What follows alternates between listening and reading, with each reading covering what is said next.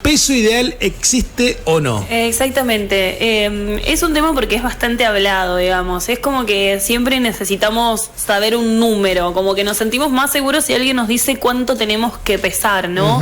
Y siempre se habló esto del peso ideal. Y la verdad que ese peso ideal no existe. A ver, sí sabemos que existen tablas y esto es algo que todo el mundo lo sabe, digamos que es una relación que tiene que ver con la talla, ¿no? Como que todo el mundo asocia y decís, bueno, si yo mido tanto, debería pesar tanto. Ajá. Y sinceramente eso no es tan así. Esas tablas ya quedaron bastante fuera de moda, por así decirlo, o si bien todavía la Organización Mundial de la Salud sigue utilizando el índice de masa corporal, que es esta relación de la tabla entre talla y peso, ya no me sirve para poder decir si una persona está bien de salud o no. Entonces de lo que tenemos que hablar y de lo que se debe hablar es de un peso posible. Claro, sí, porque se habla mucho, a ver, lo estabas diciendo vos recién, ¿no? Si mido, por ejemplo, yo que mido 1,76, tengo que estar pesando 76 o 77 kilos. Sí, eso no es eso así, no es real. Digamos, no es real. Y además también yo ahí no estoy teniendo en cuenta otro factor. Es como que, a ver, imagínense, yo tengo entonces que poner a todas las personas que miden 1,76 y decirle, no sé, por decirte, bueno, todos tienen que pesar 76 kilos.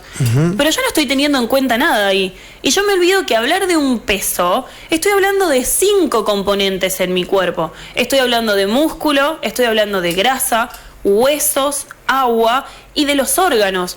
Y también va a depender de la genética que tenga. Yo tal vez pongo todas personas de 1,76 m, pero la mitad de ellas tienen huesos grandes y la otra mitad tienen huesos chicos. Claro. Entonces, ¿por qué yo voy a condicionar a que todos tienen que pesar exactamente lo mismo? Claro. ¿Y qué es el peso ideal, por ejemplo? No, en realidad es el peso posible. Ahí está. Ese es la definición que me gusta decir. Ese peso posible es el peso al cual vos podés sostener a lo largo del tiempo. ¿Y de qué va a depender? Primero va a depender de que yo tenga una alimentación nutritiva y equilibrada. Bien. Y cuando me refiero a equilibrada, me refiero a que yo me puedo dar esos gustos, esos famosos permitidos o gustos. ¿Y de qué va a depender? De que yo lo haga cuando realmente tenga ganas. O sea, si yo, no sé, me invitan a comer a algún lado, comer lo que hay en el lugar y porque me invitaron, ¿sí? Sin necesidad de ponerle carga de emociones. Eso primero. Segundo, tengo que al mismo tiempo mantener una actividad física regular y de forma placentera también. ¿Qué me refiero con esto? La idea de hacer actividad física no es sufrir, no es hacer algo que no me guste, sino es hacer algo de manera placentera, algo donde yo me sienta cómodo. Claro. Después de eso, que mi alimentación no recurra a emociones. ¿A dónde voy con esto? A que si yo estoy aburrida o tengo ansiedad, no debo recurrir a la comida. Y ese es otro factor que va a hacer que mi peso se mantenga en un peso posible. Porque si yo cada vez que haya alguna emoción lo trabajo desde otro lugar, no estoy recurriendo a la comida. Entonces no estoy comiendo en exceso.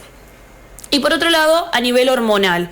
¿Qué pasa con esto? O sea, obviamente también mis valores hormonales, cuando yo me hago un control, cuando me hago un chequeo, todo tiene que estar dentro de sus valores normales. Entonces, ese va a ser mi peso posible, donde mi alimentación y mi actividad física está equilibrada, lo hago de manera placentera, me puedo dar mis gustos, donde no mato el aburrimiento con comida, donde no mato la ansiedad con comida, y al mismo tiempo, a niveles clínicos, vamos a decir, me encuentro dentro de valores normales. Eso va a hacer que yo tenga un peso posible al cual lo voy a poder sostener. Claro, porque entonces, eso es otra. Eso quiere decir que ahí estás respondiendo, por ejemplo, cuál es el peso real de la persona, ¿no? Exacto, ese es el peso real, claro, donde yo tengo en cuenta todos los factores, porque entonces voy a tener en cuenta si esa persona tiene más músculo, no, donde si esa persona, tal vez voy a hablar de su genética, voy a tener en cuenta su actividad física, voy a tener en cuenta su trabajo, qué es lo que hace. Todo eso va a hacer que tenga un peso al cual lo puede sostener, al cual es su peso real. Es posible, ¿está? Obviamente que si después yo solamente hay algo que quiero que les quede como bien claro, que yo no soy un número, ¿está? No somos un número. Entonces si yo saco eso de mi cabeza, voy a poder aprender a cuál es mi peso posible, digamos, que yo lo tengo más que sentir que solamente ver en una balanza o en un lugar donde alguien te diga, bueno, vos sos un número, porque terminamos definiendo a la persona por esto es lo que vos tenés que pesar. Y si hay algo, los que me conocen y mis pacientes saben que detesto responder esa pregunta, no porque no querramos llegar a un número, o sea, o a un peso, a que esa persona no quiero que llegue a su peso real, pero quiero que lo entiendan más desde este lugar, que ese peso real se van a ir dando cuenta solos y los van a ir, a medida que vamos avanzando y trabajando, lo van a ir descubriendo también, ¿está? Entonces, bueno, ese es el tema. Pasa que también después, si yo solamente me concentro en un número y, por ejemplo, ponemos un número el cual no es real, después viene todo el efecto rebote. ¿Qué es esto? De que yo llego a un número al cual no puedo sostener y después empiezo a subir otra vez de peso. Entonces, si comienzo otra vez a subir de peso, vienen de nuevo las emociones, las frustraciones y vuelvo otra vez a entrar en un círculo que me cuesta salir, que es esto de volver a recurrir a la comida cada vez que tengo emociones negativas.